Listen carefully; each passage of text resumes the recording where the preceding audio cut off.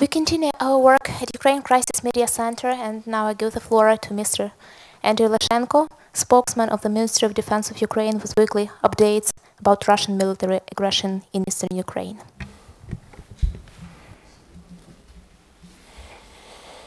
So, good afternoon, ladies and gentlemen. This is the weekly update on the most recent developments under the Russian aggression against Ukraine that took place in the period between September the 4th and September the 11th.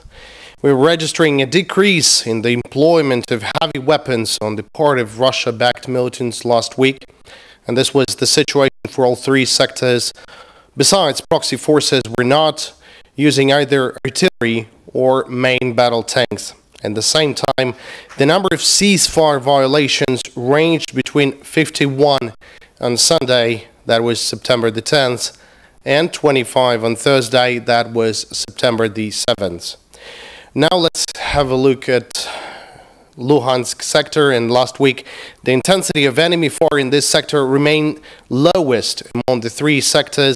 Most of the enemy ceasefire violations throughout the week were featuring the use of small arms, predominantly in the vicinity of Krymske and Stanitsa Luhanska. On September 6th, Russian proxies opened low-intensity mortar fire at Malinove, while on September 7th, they engaged Lobachova with mortars. On September 10th, invaders have violated the ceasefire once again. This time they've opened mortar fire against Novotoshkivska for 2 times. Last week, the daily number of ceasefire violations by the enemy throughout Luhansk sector ranged between 1 and 6. Now let's have a look at the Donetsk sector, and over the previous week the intensity of enemy fire in this sector was the highest among the entire front line. From Monday to Thursday, Russian proxies engaged the positions of Ukrainian armed forces near Zaitseva and in Avdiivka area using grenade launchers. On Friday, Russia-equipped militants opened fire against Spissky using a variety of weapons and military equipment, including mortars of different calibers, the infantry fighting vehicle, as well as grenade launchers. On Sunday, invaders opened low-intensity mortar fire at Novoluhanske. Last week, the daily number of ceasefire violations by the enemy in the Donetsk sector ranged between 10 and 22. And finally, we're coming to the Mariupol sector, and the situation in this sector was rather unstable over the past week. From Monday to Wednesday, Russian proxies engaged the positions of Ukrainian armed forces along the southern coastal defense lines. They were using machine guns and grenade launchers. On September the 7th and 8th, Russia-equipped militants opened mortar fire at Marinka. Then again, on Saturday, Russian proxies engaged Krasnohorivka with mortars. On Sunday, it was already the turn for Lebedinsk and Shirokino, who became the targets for enemy mortars. That is, last week, the daily number of ceasefire violations by the enemy in the Mariupol sector ranged between 12 and 23. Over the week, Ukrainian troops registered 4 episodes of enemy drones performing aerial reconnaissance. According to military intelligence of Ukraine, the enemy UAVs were used over Stanitsa Luhanska, Horlivka, Donetsk airport, as well as the positions of the Ukrainian armed forces in the vicinity of Mariupol.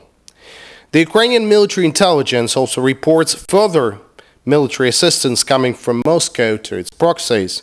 Particularly, Russia delivered trains carrying 19 tank cars of fuel, as well as 5 railway cars with unidentified cargo. As per intelligence reports, the total number of casualties amongst Russian proxies is 10 killed and 10 wounded over the week. Additionally, militants lost 1 unmanned aerial vehicle that was shot down by the Ukrainian servicemen. Last week, unfortunately, 1 Ukrainian serviceman was killed in action and 5 were wounded in action. In our hearts and minds stay with the family and friends of the fallen heroes who died protecting their homeland.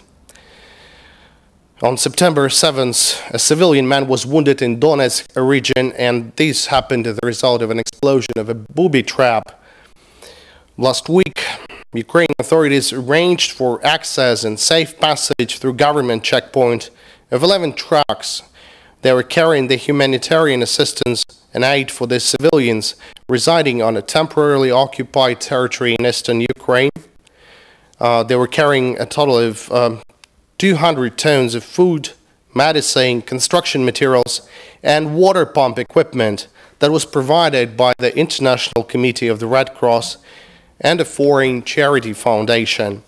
It should be also mentioned that another truck full of assistance and aid to the residents of the occupied city of Luhansk was denied access by militants of the so-called DPR. And we believe those actions on the part of the occupational administration to be a brutal violation of Item 7 of Minsk II that warrants a safe access, delivery, storage, and distribution of humanitarian assistance to the people in need. Now, this concludes my presentation, and thank you very much for your attention. We have no questions, so that would be all for today. Thank you. Thank you. Have a nice day.